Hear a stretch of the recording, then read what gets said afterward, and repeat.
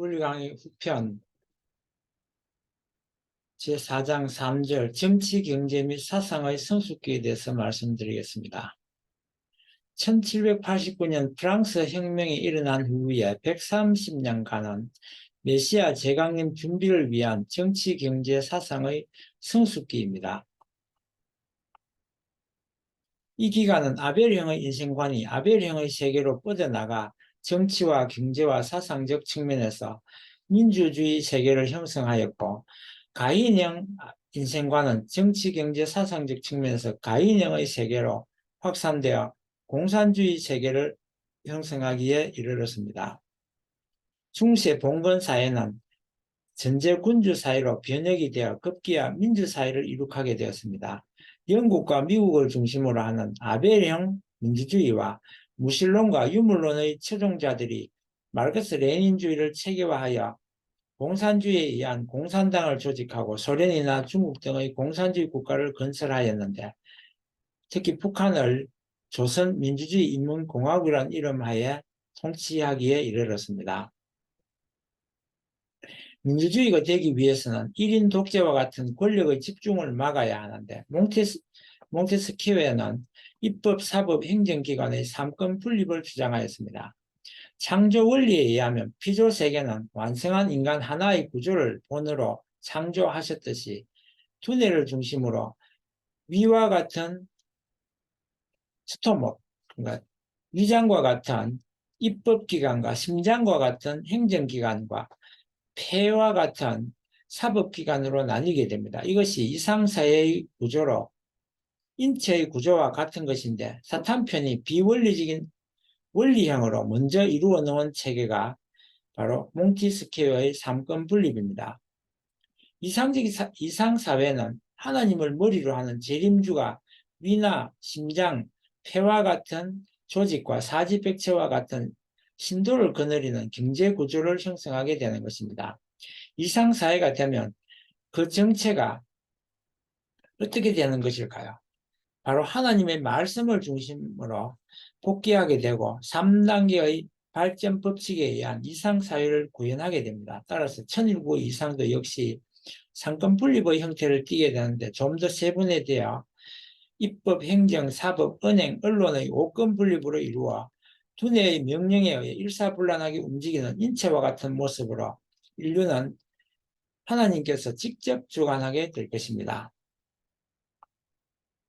18세기 영국에서 일어난 산업혁명의 의미는 죄 없는 사회와 행복한 사회 환경의 조성을 통해서 하나님의 창조 이상을 이 땅 가운데 펼치시기 위한 외적 준비에 해당합니다. 종말기를 맞아 말씀에 의한 영적 무지를 타파하고 외적으로는 과학의 발달로 육적 무지를 타파하게 되는데, 산업혁명은 이상사회의 생활적 환경의 복귀를 위한 하늘의 섭리에 의해 진행되는 것임을 알 수 있습니다.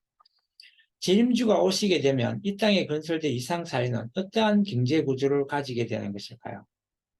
이상적인 구조는 능력에 의해 생산하고 필요에 의해 분배하는 것인데, 한정된 재원과 물질 때문에 충돌은 불가피한 것입니다. 이를 충분히 생산하고 공평하게 분배할 수 있는 방법은 인체기관처럼 유기적인 수수관계에 의한 자부심과 자긍심을 불러일으켜 생산에 임하게 하고, 합리적인 소비를 통해 낭비되거나 개인에게 편향되게 몰리는 것을 방지해야 합니다.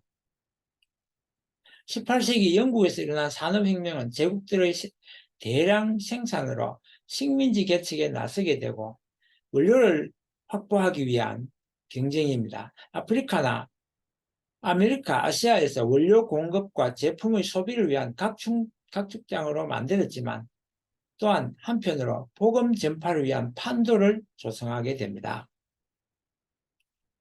산업혁명은 비약적인 과학 발달을 촉진하게 되었고 생산의 과잉을 불러왔습니다. 전 세계적으로 제국들이 판로와 원료 획득을 위한 필요한 영토 확보를 위한 열강들의 다툼이 일어나게 됩니다. 이 과정에서 아벨형의 인생관은 민주세계를 형성하고, 가인형의 인생관은 가인형의 민주주의, 공산주의 세계를 형성하여 마지막 한반도에서 남과 북의 대치선인 38선에서 부딪히게 되었습니다.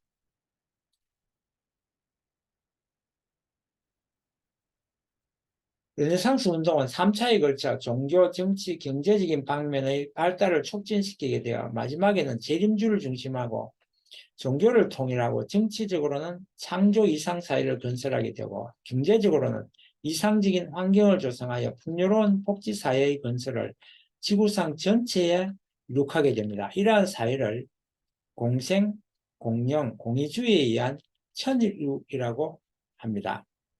더불어 함께 잘 사는 공생주의와 이기주의를 극복하고 지속 발전 가능한 공영주의 사회와 도덕적으로 올바른 사회의 건설을 위한 공의주의 사회를 건설하게 되는 것이 하나님주의입니다.